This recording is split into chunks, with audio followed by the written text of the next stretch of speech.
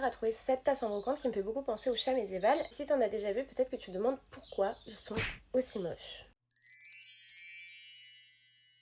Les chats médiévaux, on dirait un petit peu des créatures qui ressemblent à des humains avec des expressions complètement absurdes et des corps totalement disproportionnés. Et quand on voit ça, on peut se demander à première vue si peut-être les artistes ne savaient tout simplement pas dessiner, mais la réalité est beaucoup plus intéressante. En fait, au Moyen-Âge, l'art n'a pas forcément objectif de représenter finalement la réalité, mais ce qui compte avant tout, c'est le symbole et le sens. Et le chat a une image bien particulière, parce que d'un côté, il chasse les nuisibles et donc protège les réserves d'aliments des humains, mais aussi les protège de propagation de maladies. Et de l'autre, le chat c'est un animal qui est nocturne, indépendant, difficile à contrôler, qu'on associe à la ruse, au mystère, mais aussi au diable et à la sorcellerie. Notamment dans l'art religieux, le chat peut parfois symboliser la tromperie, la tentation et les défauts moraux. Du coup, les artistes ne représentent pas toujours un chat, mais plutôt l'idée qu'ils se font du chat. Alors forcément, on lui donne parfois un regard inquiétant, des attitudes étranges et parfois une apparence humaine. Ils ne sont pas le reflet d'un animal, mais plutôt celle de croyances, de l'humour et de l'imaginaire de leur époque. Et ce qui est assez drôle, c'est que malgré cette réputation, ils sont partout. Si on regarde bien dans les marges de certaines enluminures, on peut voir des chats qui combattent des escargots, qui jouent de la musique ou qui participent à des scènes qui sont complètement absurdes. Et ces images, elles fonctionnent presque comme des mèmes de leur époque, puisqu'elles amusent, surprennent et parfois critiquent la société de manière détournée. Et toujours à ce propos, il y a une théorie qui me fait particulièrement rire. Selon certains historiens, ces petites illustrations de chats en fait étaient une manière de casser la monotonie du fait de copier des manuscrits pendant des mois